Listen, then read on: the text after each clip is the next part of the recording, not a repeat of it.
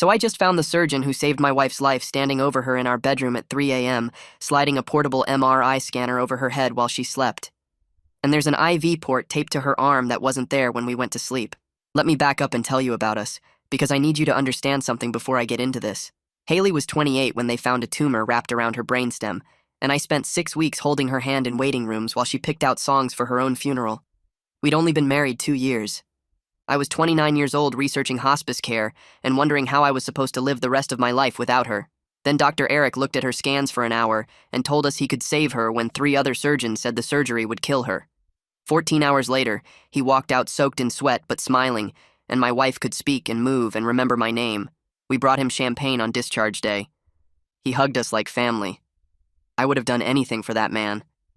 So I'm going to tell you how the person who gave my wife her life back slowly tried to take everything else from her. How gratitude turned into something I didn't recognize until it was almost too late.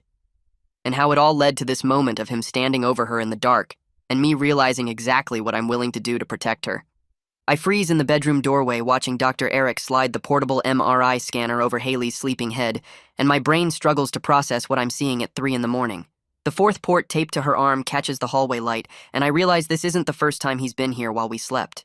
My hand tightens on the doorframe as protective rage floods through the shock.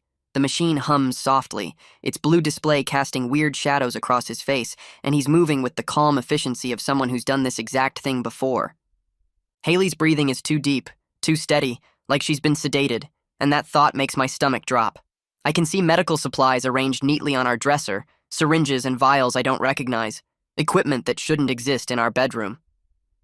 Dr. Eric looks up calmly like he expected me to find him eventually and starts explaining something about monitoring post-surgical brain activity patterns.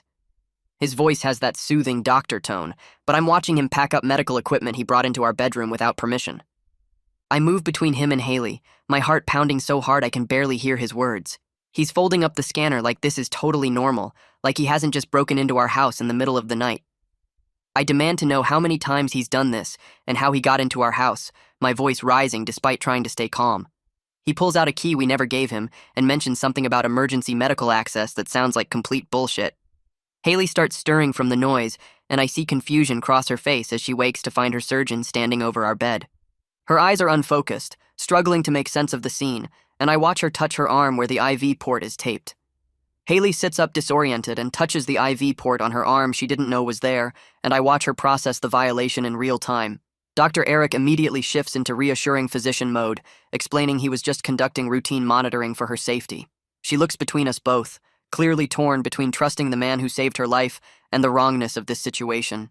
Her hand trembles as she peels back the medical tape, and I can see the moment when the reality hits her, when she understands that someone has been doing things to her body while she slept.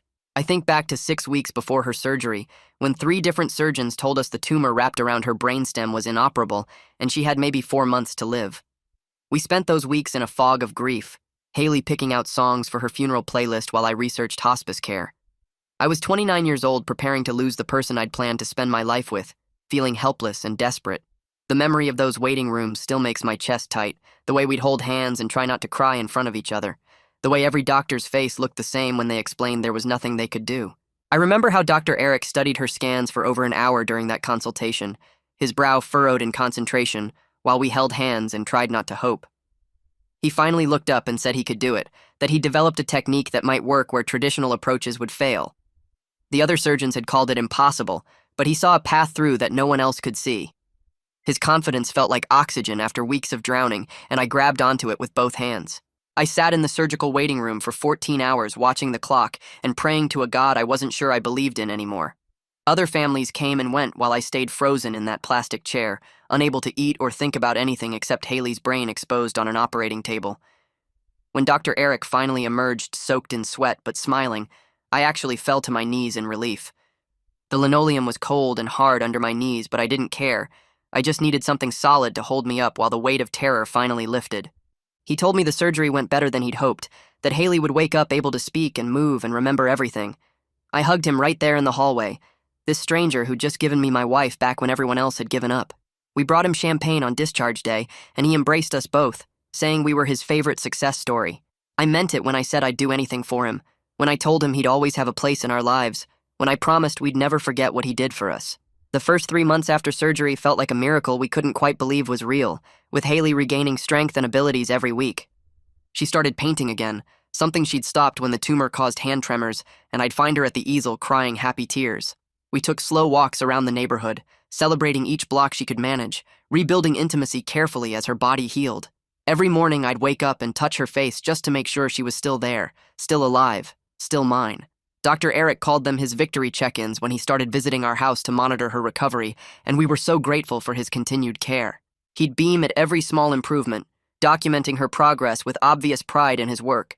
At first it felt special, like we had a personal connection to the surgeon who'd performed a miracle, and we welcomed his attention.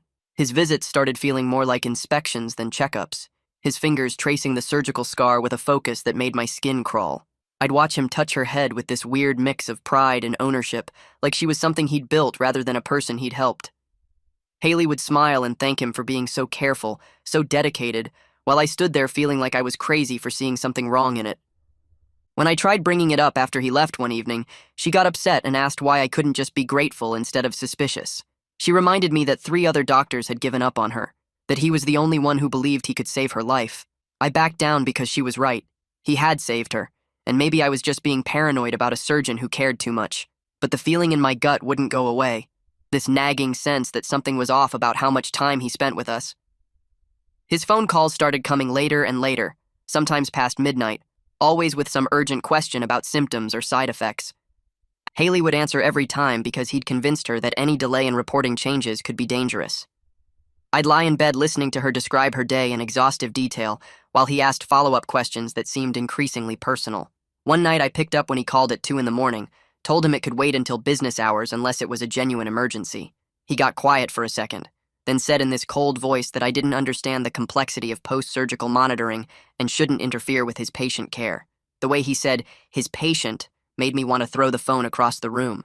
After that, he started texting Haley directly instead of calling, dozens of messages throughout the day, asking about her meals, her sleep, her mood, her thoughts. She showed me some of them once, laughing about how thorough he was, but I could see they were invasive and weird. Questions about her dreams, about what she was thinking about before bed, about whether she felt different in ways she couldn't quite explain. He was collecting data on her like she was a research subject instead of a person, documenting every detail of her recovery with an intensity that felt obsessive. I started taking screenshots of the message threads, not sure what I was documenting, but knowing I needed some kind of record. The billing statement started showing charges I didn't recognize, medical supplies and procedures we'd never discussed. When I called the hospital billing department to dispute them, they insisted everything had been properly authorized and documented. I asked to see the consent forms, and they sent over paperwork with signatures that looked almost like ours, but not quite right. The loops in the letters were slightly different. The pressure of the pen varied in ways our actual signatures didn't. I compared them to our real signatures on other documents, and the differences were subtle but definitely there. Someone had practiced copying our handwriting well enough to fool a busy hospital administrator, but not well enough to fool me looking closely. I made copies of everything and started a file folder that I hid in my home office, not sure what I was building toward, but knowing I needed proof of something. Haley's headaches came back around 4 months post-surgery, dull aches that would last for hours despite the medication he prescribed. He adjusted her prescriptions constantly, adding new pills and changing dosages based on symptoms that seemed to shift and multiply. She'd take the medications faithfully because he said they were preventing complications, but I noticed she seemed more confused and tired after starting each new prescription. Her personality was changing in ways I couldn't quite pin down, becoming more passive and dependent on his guidance for everything. The woman who used to make decisions confidently now called him to ask if it was okay to go for a walk or try a new restaurant. I watched her independence erode week by week, replaced by this need for his approval and reassurance that felt nothing like the person I'd married. When I suggested maybe the medications were causing side effects rather than helping, she got defensive and said I was undermining her medical care. The argument ended with her in tears saying I didn't understand how scary it was to have survived something that should have killed her. She was right that I couldn't fully understand that fear, but I could see how he was using that fear to control her. His weekend visits became routine, showing up Saturday mornings with coffee and pastries like we were old friends getting together. He'd stay for hours, examining Haley and reviewing her symptoms, while I sat there feeling like an intruder in my own living room. Sometimes he'd suggest I run errands or give them privacy for the examination, and I'd refuse, and watch his jaw tighten with irritation. The physical exams started lasting longer. his hands moving over her head and neck with a slowness that felt more like caressing than medical assessment. I'd clear my throat loudly, and he'd glance at me with this look of annoyance, like I was interrupting something important. Haley never seemed to notice anything inappropriate, trusting him completely because he'd earned that trust by saving her life when no one else could.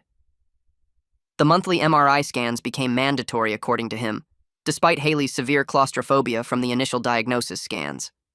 He insisted no other schedule was acceptable for monitoring her unique surgical outcome, dismissing her anxiety as less important than his data collection. She'd come home from these appointments shaking and exhausted, her hands trembling as she changed out of the hospital gown. But he'd call that evening demanding to know her immediate post-scan symptoms, keeping her on the phone while she tried to calm down. I'd watch her pace the kitchen describing phantom sensations and random aches while he took notes on the other end. The scans themselves were clean, showing perfect healing and no tumor regrowth, but he always found something new to monitor or track.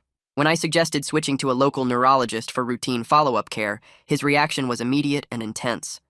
He insisted no other doctor could possibly understand what he'd done inside Haley's skull or properly interpret her scans. His voice took on an edge I'd never heard before, almost threatening, as he explained that other doctors might miss critical signs only he could recognize. He went on for 20 minutes about the complexity of her case and the unique surgical approach he'd used. I started documenting everything in a private notebook, writing down dates and times of visits, recording phone calls when I could, photographing the medical supply charges. Something felt increasingly wrong, but I couldn't articulate exactly what, and I worried I was being paranoid or ungrateful. Every time I tried to voice concerns, the weight of owing him Haley's life made me question my own judgment. I'd sit in my office late at night reviewing my notes and wondering if I was seeing patterns that weren't really there. Haley began having headaches and dizziness that he said were normal post-surgical adjustments, prescribing medications that seemed to make her more confused and compliant. She'd forget conversations we'd had and lose track of time in ways that didn't match her earlier recovery progress. I wondered if the medications were causing these symptoms rather than treating them, but saying that out loud felt like accusing him of deliberately harming her. I finally told Haley I was uncomfortable with how involved he had become in our daily lives, that his behavior felt inappropriate regardless of what he'd done for us. She got defensive immediately, her face flushing as she asked how I could question the man who saved her life when I'd been ready to give up hope. The argument ended with her crying, and me feeling like a jealous asshole for doubting someone who'd only shown dedication to her care.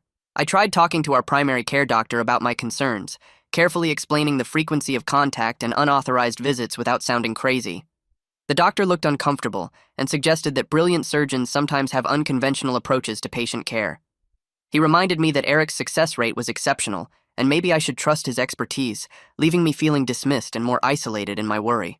I discovered he was going through a messy divorce around 4 months after Haley's surgery, his wife citing his obsessive work habits and inability to maintain boundaries.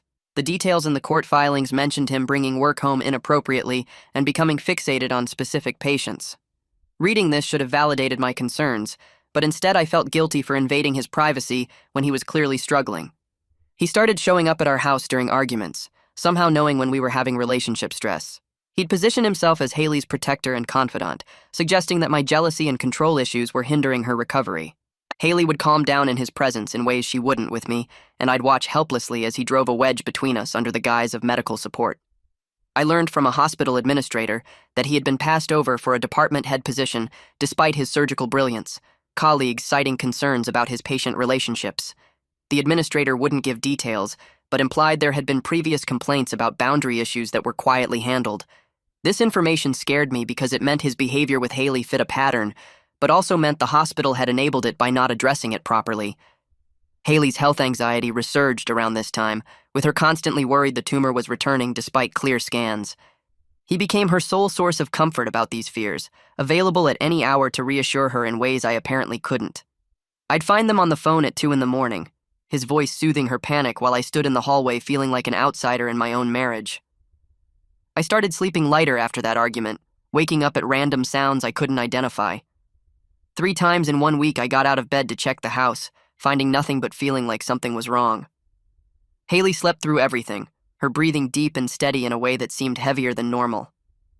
I stood in the hallway one night listening to her sleep and wondered if someone was adjusting her medications to keep her under while they visited. The thought made my skin crawl, but I couldn't shake it. I started keeping a notebook by the bed, writing down every time I woke up and what I heard. Footsteps on the porch, a car door closing, the back gate creaking. Nothing I could prove, but patterns that felt too regular to be coincidence. I hired a private investigator 2 weeks later, feeling sick about going behind Haley's back but desperate for answers. The guy's name was Mike, and he had this tired face that said he'd seen everything. I explained the situation in his office while he took notes, watching his expression shift from skeptical to concerned. He said he'd look into it and called me back 4 days later with information that made my stomach drop. 2 previous patients had filed complaints about boundary violations and inappropriate contact. Both cases settled quietly with money and non-disclosure agreements. The pattern was clear as glass once someone laid it out. One woman reported unauthorized home visits and medication changes. Another talked about feeling watched and controlled. Both described the same possessive behavior, the same insistence that only he could properly monitor their care. The hospital had paid them off and buried the complaints rather than investigating. Mike sent me the documentation, and I sat in my car reading it over and over, feeling validated and terrified at the same time. I had proof that his behavior fit a pattern, but nothing concrete showing it was happening to us. Dr. Eric's visits got more frequent after that, showing up 3 or 4 times a week now. He started calling Haley my patient, in conversations with a tone that sounded like ownership. His hand would rest on her shoulder during examinations, fingers pressing into her skin longer than necessary. I watched him trace the surgical scar on her head with this look of satisfaction, like he was admiring his own artwork. When I finally spoke up and said the touching made me uncomfortable, he acted confused and explained it was standard neurological assessment. He made me feel like I was interfering with legitimate medical care, questioning procedures I didn't understand. Haley defended him immediately, saying I was being oversensitive about normal doctor behavior. But I saw how his fingers lingered near her neck, how he'd lean in close when talking to her, how his eyes followed her around the room. The way he touched her felt wrong in my gut, even if I couldn't articulate exactly why. I found the cameras on a Tuesday afternoon when Haley was at physical therapy. I'd been changing the batteries in our smoke detector and noticed the device felt heavier than it should. I unscrewed the cover and found a tiny camera lens tucked inside, aimed at our bed. My hands started shaking so bad I almost dropped it. I checked every smoke detector in the house and found 2 more cameras. Then I started looking in other places, pulling apart picture frames and finding more devices. 5 cameras total, all positioned to watch Haley. Some were aimed at the bed, others at the bathroom door, one at her side of the closet. He'd been watching us for months, monitoring her even when he wasn't physically here. I sat on the bedroom floor with the cameras laid out in front of me, feeling violated in a way I couldn't fully process. The thought of him watching us sleep, watching intimate moments, studying her like she was his personal research project, made me want to throw up.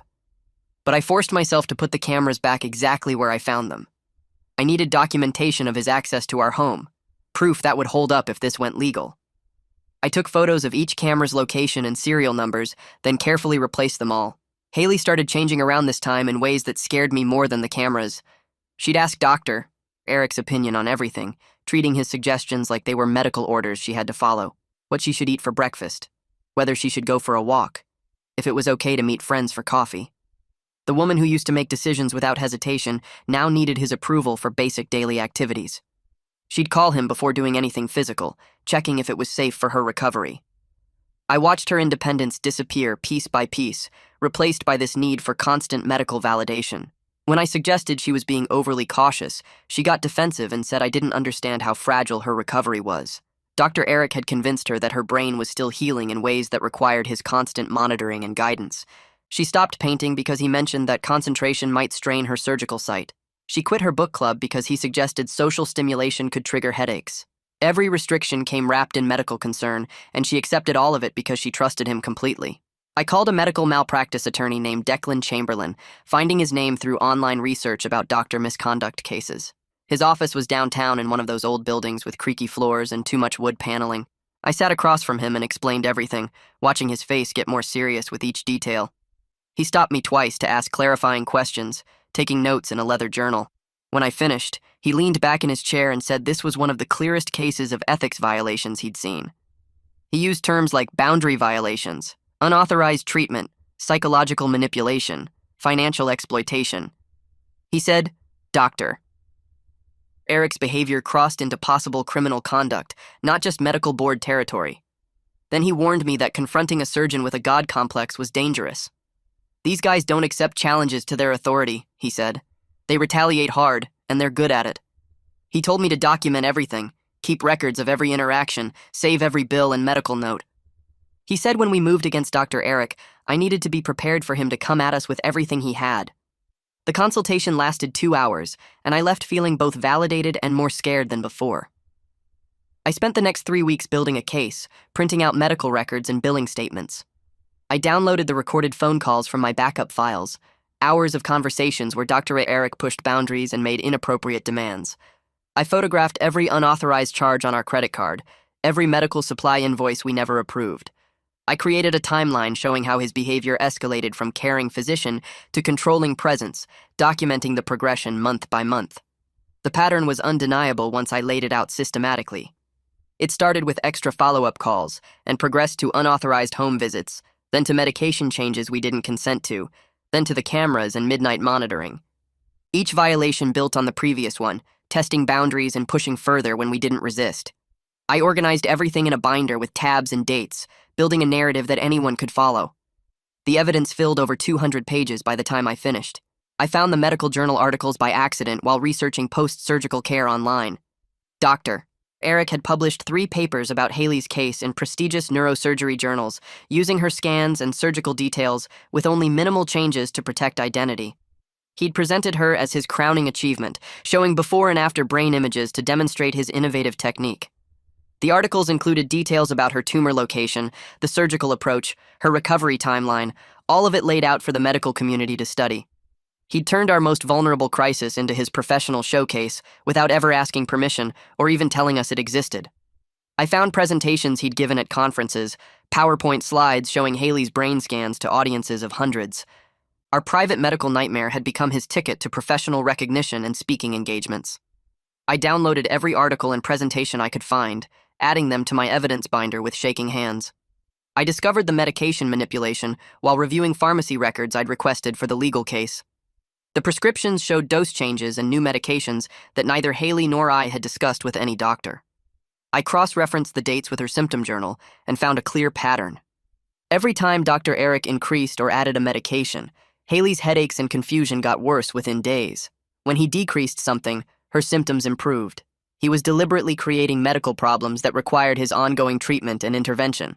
The headaches weren't post-surgical complications like he claimed. The confusion and memory issues weren't normal recovery challenges. He was manufacturing symptoms to keep her dependent on his care, making her sick in careful ways that looked like they could be related to her surgery. I showed the pharmacy records to a pharmacist friend who looked at the combinations and timing and said this was absolutely intentional. These medications in these doses would cause exactly the symptoms Haley was experiencing. Dr. Eric had turned her into a patient who needed him by poisoning her in subtle, deniable ways. I tried one more time to show Haley the evidence, spreading it all out on the dining room table when she got home from an appointment. Medical records, billing statements, the journal articles, the pharmacy documentation, the timeline I'd built. She stood there looking at it all, her face going pale as she read through the papers. I watched her pick up the articles showing her brain scans published without consent, saw her hands start to shake as she realized the scope of what he'd been doing. For a moment, I thought she was finally seeing it, finally understanding that the man who saved her life had also been violating her in every possible way. But then something shifted in her expression, and she pushed the papers away. She looked at me with this mixture of anger and fear and said I was obsessed, that I'd spent months building a paranoid conspiracy theory about a doctor who only wanted to help her. She said I needed therapy for my inability to move past her medical crisis, that my jealousy of Dr. Eric was destroying our marriage. She accused me of trying to isolate her from the one person who understood her medical needs, of putting her health at risk because I couldn't handle not being the center of her attention anymore. The argument lasted an hour, her voice getting louder and more desperate as I tried to walk her through the evidence. She finally grabbed her purse and keys and said she was staying at her sister's house until I got help for my issues. I stood in the dining room surrounded by all the proof I'd gathered, watching her walk out the door, and realized Dr. Eric's manipulation had worked perfectly. He'd convinced her that my attempts to protect her were actually attacks on her recovery and autonomy. I was completely alone in seeing the truth, and the person I was trying to save thought I was the problem. I printed everything the next morning and put it all in a folder, organizing the pages by date and category so someone could follow the timeline from start to finish. The evidence took up over 200 pages by the time I finished, every violation documented with dates and times and physical proof. I drove to the hospital where Dr. Eric worked, parking in the visitor lot and sitting in my car for 10 minutes trying to calm down enough to walk inside. My hands shook as I gripped the steering wheel, knowing this confrontation would either end the nightmare or make everything worse. I grabbed the folder and headed into the building, asking at the front desk for directions to the neurosurgery offices on the 4th floor. The elevator ride felt too long and too short at the same time, my heart pounding harder with each floor. Dr. Eric's office was at the end of a quiet hallway, his name on a brass plate next to the door, along with all his credentials and awards. I knocked once and walked in without waiting for an answer, finding him at his desk reviewing what looked like surgical scans on his computer. He looked up with that same calm expression, like he'd been expecting me, and gestured to the chair across from his desk. I stayed standing and dropped the folder on his desk, the pages spreading slightly from the impact. I told him I had months of evidence documenting every unauthorized visit, every manipulated medication, every violation of our privacy and Haley's autonomy, and he needed to stop all contact with my wife immediately. He picked up the folder slowly and started flipping through pages, his face showing no surprise or concern as he read through documentation of his own misconduct. When he finally looked up, his expression was almost pitying, like I was a confused child who didn't understand how the world worked. He said he could see I was struggling with caregiver trauma, that watching Haley go through her medical crisis had clearly affected my mental health in ways I hadn't processed. He suggested I was projecting my anxiety onto him because I needed someone to blame for the fear and helplessness I'd felt during her illness. Every word came out smooth and reasonable, reframing my evidence as symptoms of my psychological breakdown rather than proof of his violations. He said jealousy was common among spouses of patients who developed close bonds with their surgeons, that I was probably feeling left out of Haley's recovery process and trying to sabotage her medical care as a result. He even offered to refer me to a therapist colleague who specialized in caregiver burnout and relationship stress after medical trauma. I stood there listening to him twist everything, watching him use his professional authority to make me doubt my own sanity and evidence. He never once acknowledged any wrongdoing, or even seemed to consider that his behavior might be inappropriate. Instead, he made me the problem, the unstable husband who couldn't handle his wife's brush with death and was now manufacturing conspiracy theories about her dedicated surgeon. I grabbed the folder off his desk and told him to stay away from Haley in our home, that if he contacted her or came near us again, I'd take everything to the medical board and police. He just smiled slightly and said he hoped I'd get the help I clearly needed, his tone dripping with condescending concern. I left his office shaking with rage and fear, knowing he'd just given me a preview of how he'd respond to any official complaint. My phone rang before I even made it back to my car, Haley's name flashing on the screen. I answered to hear her voice already raised and angry, demanding to know what I'd just done. Dr. Eric had called her immediately after I left, giving her his version of our confrontation before I could explain my side. He'd told her I'd shown up at his office making wild accusations and threatening him, that I'd brought some folder of so-called evidence proving he was stalking her or poisoning her or something equally insane. He'd expressed concern about my mental state and suggested I might be having some kind of breakdown related to the trauma of her diagnosis and surgery. By the time I pulled into our driveway 20 minutes later, she'd worked herself into a state I'd never seen before. She met me at the door with her arms crossed, her face red from crying and yelling, asking how I could attack the man who saved her life. I tried to show her the evidence folder, but she refused to look at it, saying I'd probably made up half of it anyway in my paranoid state. She said I was trying to isolate her from medical care because I was jealous of her relationship with Dr. Eric, that I couldn't handle not being the center of her attention anymore. Every argument I made got turned around, every piece of evidence dismissed as my obsessive need to create drama where none existed. The gaslighting was so effective that she actually threatened to leave me if I didn't drop what she called my paranoid campaign against her doctor.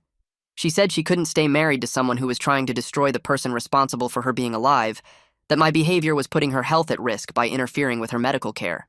I watched my wife defend the man who'd been violating her for months, choosing to believe his lies over my documented proof, and realized how completely he'd manipulated her trust and fear. She packed a bag that night and said she was staying at her sister's house until I agreed to get therapy for my issues and apologized to Dr. Eric for my accusations.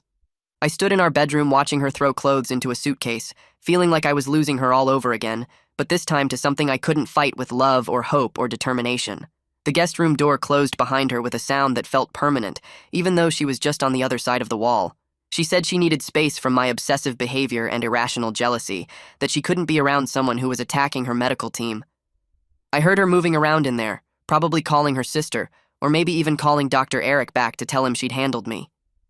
The isolation was complete now, me on one side knowing the truth, and her on the other side believing his lies, with no way to bridge that gap without proof she couldn't dismiss. I sat on our bed in the dark, thinking about how gratitude had become a weapon he wielded against both of us, how the debt we owed him for saving her life had turned into chains he used to control and divide us.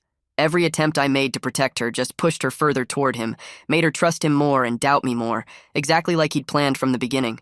I felt completely alone in seeing what was happening, watching my marriage crack apart under the weight of his manipulation while being powerless to stop it. The person I was trying to save thought I was the danger, and the actual threat had convinced her I was the one she needed protection from. The next morning, I called the attorney back and told him about the confrontation and Haley moving to the guest room. He listened without interrupting, and then said what I already knew, that without video evidence of Dr. Eric's unauthorized visits, it would be my word against a respected surgeon's, and I'd probably lose. He said emotional testimony and circumstantial evidence wouldn't be enough against someone with Dr. Eric's credentials and reputation, that I needed undeniable documentation of him actually violating boundaries and conducting procedures without consent. He walked me through options for installing hidden cameras in our home, explaining how to set up a system that would record automatically without needing me to be present. I felt sick about the idea of surveilling my own house, turning our bedroom into a crime scene waiting to be documented, but I understood it was the only way to prove what was happening. I spent that afternoon researching camera systems online, looking for one small enough to hide but good enough to capture clear footage in low light. I ordered 3 cameras with motion sensors and night vision, paying extra for rush delivery so they'd arrive the next day. The whole time I kept thinking about what it meant that I had to secretly record my own home to protect my wife from her doctor, how twisted everything had become. The cameras arrived in plain boxes that I hid in the garage until Haley left for a therapy appointment Dr. Eric had recommended for her. I installed them quickly, tucking one into the smoke detector above our bed, one in the bookshelf across the room, and one in the hallway outside our bedroom door. Each camera connected to an app on my phone that would alert me to any motion and let me watch live footage from anywhere. I tested the system twice to make sure everything worked, watching myself on the screen as I moved around the bedroom, feeling like a stranger in my own house. The attorney had been clear that I needed footage of Dr. Eric actually conducting procedures, not just entering the house, so I'd have to let him get far enough into whatever he planned to do before intervening. That thought made me feel like I was using Haley as bait, letting her be violated just enough to catch it on camera, but I didn't see any other option. I finished the installation and cleaned up all the packaging, making sure nothing looked different when Haley got home. She barely spoke to me when she walked in, heading straight to the guest room and closing the door. I sat in the living room with my phone in my hand, waiting for the motion alerts I knew would come eventually. 2 nights later, my phone buzzed at 2 a.m. with a motion alert from the bedroom camera. I grabbed it off my nightstand where I'd been keeping it within reach, my heart already pounding before I even opened the app. The live feed showed our bedroom in grainy night vision, and there was Dr. Eric letting himself in through the back door I'd deliberately left unlocked after Haley went to sleep. He moved quietly across the room toward where she slept, carrying what looked like medical equipment in a black bag. I watched him set up the portable MRI scanner next to the bed, the same one I'd found him with before, along with IV supplies and what was probably sedative medication. My hands shook holding the phone as I forced myself to stay in the guest room and let him continue, knowing I needed clear footage of him actually conducting procedures without her consent. Every instinct screamed at me to run in there and stop him, but the attorney's words kept playing in my head about needing undeniable documentation. I watched the screen as Dr. Eric pulled back the cover slightly and located a vein in Haley's arm, inserting an IV port with practiced efficiency. She didn't wake up or move, sleeping too deeply to notice what was happening to her body. He taped the port in place and attached tubing, administering something through the line that made her go even more still. Then he positioned the MRI scanner over her head and started the scan, the equipment humming quietly in the silent house. The cameras captured everything in clear detail, time-stamped and saved automatically to cloud storage where he couldn't delete it. I watched him hover over my sleeping wife for 15 minutes, monitoring the scan results on a tablet he'd brought with him, taking notes about whatever he was seeing in her brain activity. His expression showed complete focus and something that looked almost like pride, like he was admiring his own work rather than violating someone's most basic rights. The footage was undeniable proof of everything I'd been trying to explain, documentation that no one could dismiss or reframe as my paranoid imagination. But getting that proof meant watching my wife be violated in real time, unable to protect her or stop what was happening until I had enough evidence to end it permanently. Every second felt like torture, my rage building with each minute he stood over her, treating her body like his personal property, to monitor and medicate as he pleased. I stood up from the guest room bed and grabbed my phone, pulling up the camera feed to show I was recording everything live. I took 3 deep breaths trying to steady myself, knowing this confrontation would determine everything that came next. The hallway between the guest room and our bedroom had never felt longer, each step taking me closer to the moment I'd been building toward for months. My heart pounded so hard I could feel it in my throat, rage and determination mixing into something that felt almost calm. I thought about every violation and manipulation, every time he'd used our gratitude as leverage, every boundary he'd crossed while convincing Haley I was the problem. He'd saved her life, and then spent months trying to own it, treating her recovery as his personal achievement rather than her triumph. The debt we owed him had become a chain he used to keep us trapped in his obsession, unable to move forward or heal because he needed to maintain control over his masterpiece. I reached our bedroom door and pushed it open without knocking, stepping into the scene I'd been watching on my phone seconds before. Dr. Eric stood over Haley exactly like the cameras showed, the MRI scanner positioned over her head and the IV port taped to her arm. She was sleeping deeply from whatever he'd given her, completely unaware of what was being done to her body without consent. His head turned toward me slowly when I entered, and I saw no surprise in his expression, only a calm certainty that he had every right to be there.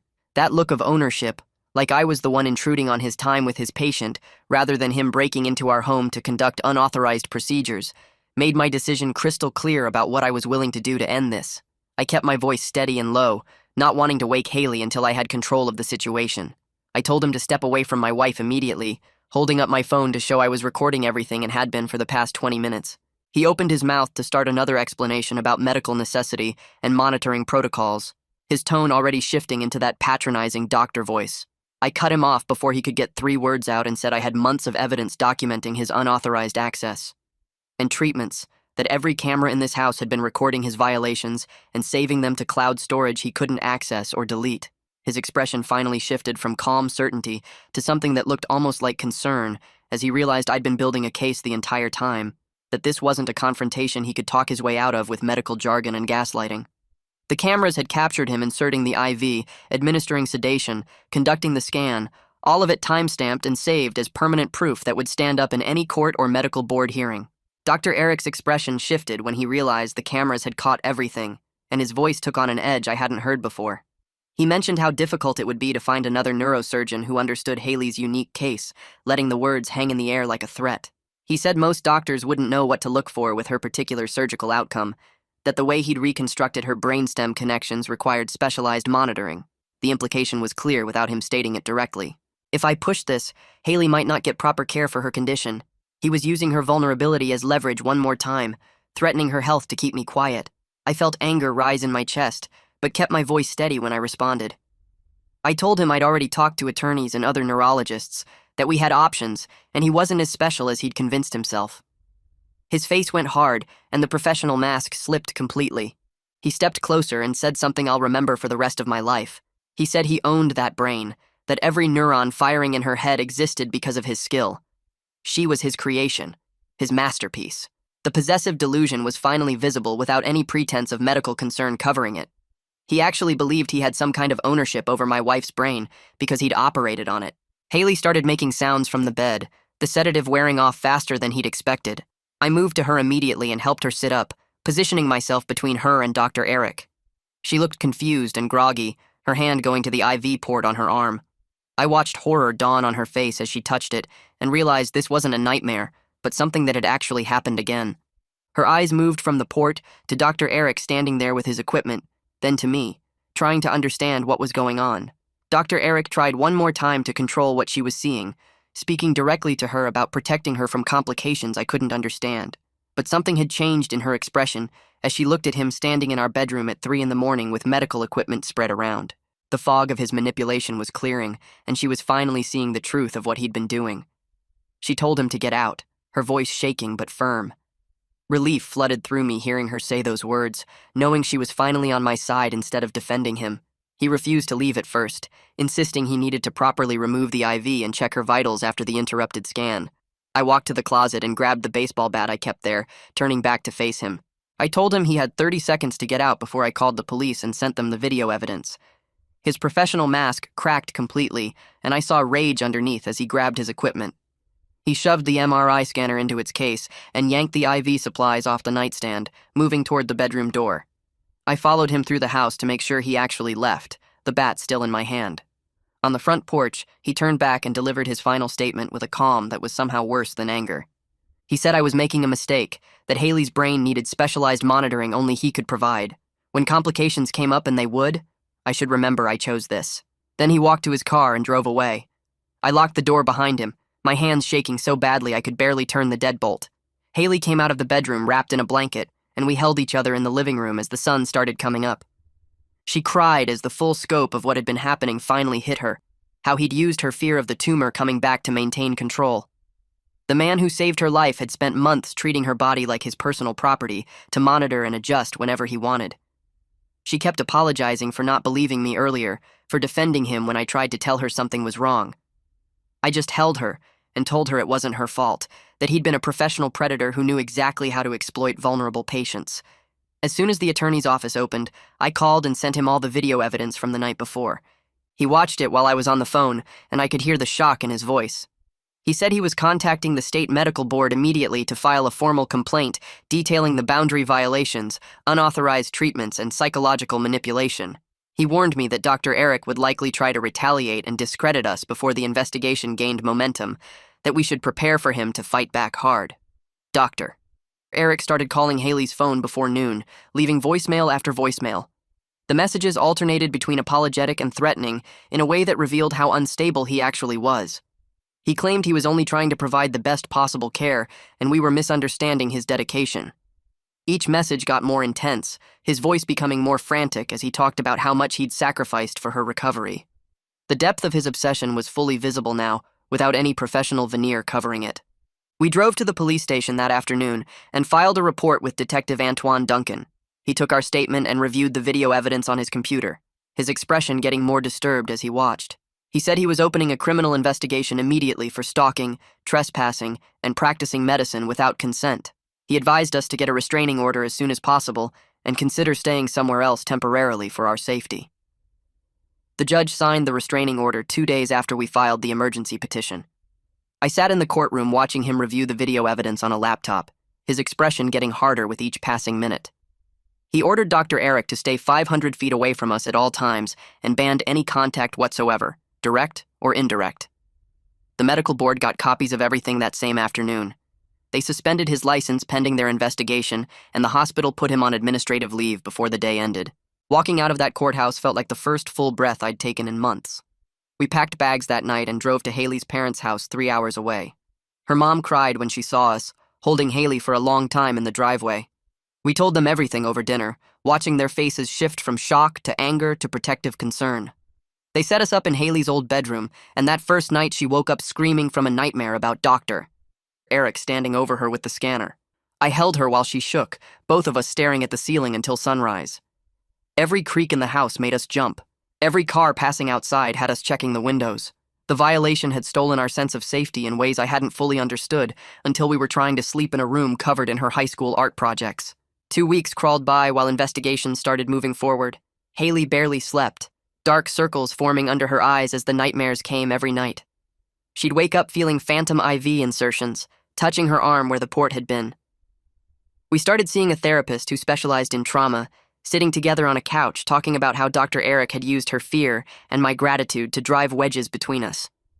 The therapist helped us see how the manipulation had worked, how he'd positioned himself as the only person who truly understood Haley's medical needs. Haley cried through most of those early sessions, apologizing over and over for not believing me sooner. I just kept telling her it wasn't her fault, that he'd been a professional predator who knew exactly how to exploit vulnerable patients. The medical board investigator called 3 weeks after we filed the complaint. Scarlett Reed had a calm voice that made me feel like someone was finally taking this seriously. She wanted to interview us in person, so we drove back to the city and met her at her office downtown. She recorded everything as we walked through the timeline, showing her the evidence we'd collected and the video from that final night. Scarlett listened without interrupting, taking notes and asking specific questions about dates and times. When we finished, she sat back and told us something that made my stomach drop. 3 other former patients had come forward after hearing about our complaint, all women, all reporting similar patterns of boundary violations and obsessive monitoring after successful surgeries. One had found him in her apartment. Another discovered he'd been accessing her medical records for 2 years after her care ended. The pattern was undeniable across multiple victims, and Scarlett assured us the board was building an airtight case for permanent license revocation. Conrad Maher from the hospital called the next day. He was the administrator overseeing risk management, and his voice carried the careful tone of someone doing damage control. He apologized for the hospital's failure to address earlier complaints about Dr. Eric, admitting they'd quietly settled 2 previous boundary violation cases rather than investigating properly. The hospital had prioritized protecting their star surgeon's reputation over patient safety, and now they were facing liability for enabling his behavior. Conrad offered to cover all of Haley's ongoing neurological care with any specialist she chose, no insurance requirements or cost limits. It felt like blood money, but we accepted because Haley needed proper medical monitoring from someone we could actually trust. We met Dr. Liliana Yoshida the following week at her practice across town. She had excellent credentials and came highly recommended by Scarlett as someone who specialized in complex neurosurgical follow-up care. Liliana reviewed all of Haley's records, including the scans and treatment logs from Dr. Eric's unauthorized visits. Her face went through a range of reactions as she read, from confusion to disbelief to clear horror at what he'd been doing. She looked up at Haley and said the surgical outcome was completely stable, that the tumor removal had been successful and required only routine monitoring every 6 months, not the intensive protocol Dr. Eric had manufactured. Haley started crying with relief, and Liliana reached across the desk to hold her hand. Having a trustworthy medical opinion helped Haley begin separating the legitimate surgery from the violation that came after. Liliana scheduled a baseline scan and blood work, treating Haley with gentle professionalism that reminded us what normal doctor care was supposed to feel like. Detective Duncan called 6 weeks after that terrible night with an update on the criminal investigation. His team had been digging through Dr. Eric's records and found evidence that made the case much bigger than trespassing and stalking.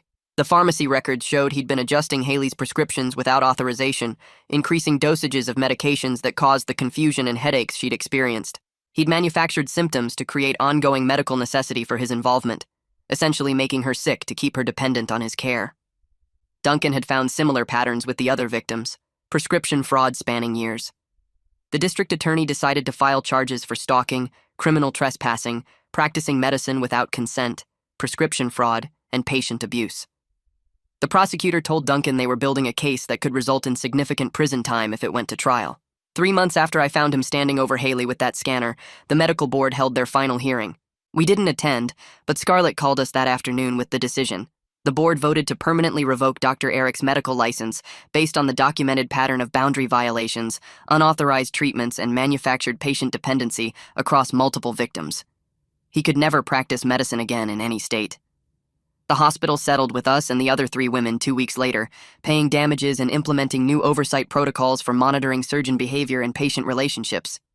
They assigned patient advocates to flag concerning patterns and created mandatory reporting requirements for staff who witnessed boundary violations. It felt like too little too late, but at least future patients might have some protection. Dr. Eric's criminal trial was supposed to start in January, but his attorney negotiated a plea deal in December. He pled guilty to reduced charges in exchange for 5 years probation, mandatory psychiatric treatment, and permanent surrender of his medical license. No prison time. The prosecutor called to explain that without physical assault charges, getting a jury to send a respected surgeon to prison was difficult, despite the clear pattern of psychological abuse and medical fraud. I felt rage listening to her justify why the man who'd violated my wife for months would walk free, but Haley just looked exhausted. She said she couldn't handle a trial, couldn't face him in court, and relive everything in front of strangers. The plea deal meant it was over, and that mattered more than vengeance. 6 months after that night, we loaded a moving truck and drove 1,500 miles to a new city neither of us had ever visited. We needed distance from the hospital, from our old house, from every place that reminded us of Dr. Eric's presence in our lives. Haley found a job doing graphic design remotely, and I transferred within my company to a regional office. We rented an apartment in a neighborhood where no one knew our story, where Haley could walk to a coffee shop without wondering if she'd see him. She does video appointments with Liliana every few months for routine monitoring, still getting panic attacks before each one despite knowing the care is legitimate now. We're both in therapy processing the violation, learning to separate gratitude for the surgery that saved her life from the trauma of what he did after. Our relationship is stronger in some ways, forged through the crisis of me protecting her when she couldn't see the danger herself. We learned to trust each other again after months of him manipulating us apart. Haley touches her surgical scar sometimes when she thinks I'm not looking, her fingers tracing the line where he cut into her skull. Her feelings about it are complicated in ways I don't fully understand. That scar represents both the miracle that gave her life back and the violation that followed. She's slowly reclaiming ownership of her own body and health decisions, making medical choices based on her needs rather than fear he manufactured. Last week, we got a medical journal in the mail, an article Dr. Eric published about her case before his license was revoked. The title called her surgical outcome a triumph of innovative technique, featuring her brain scans and recovery data without her name, but with enough detail that she recognized herself immediately. He'd turned the most vulnerable moment of our lives into his professional showcase, proof that he'd always seen her as his masterpiece rather than a person. We filed the journal away in a box in the closet and didn't talk about it. We focus instead on building our new life in this unfamiliar city, grateful to be safe but carrying scars that remind us someone can save you and harm you at the same time, that gratitude doesn't erase violation, and that the hardest part of surviving isn't the crisis itself, but learning to trust again after someone weaponizes the fact that they kept you alive.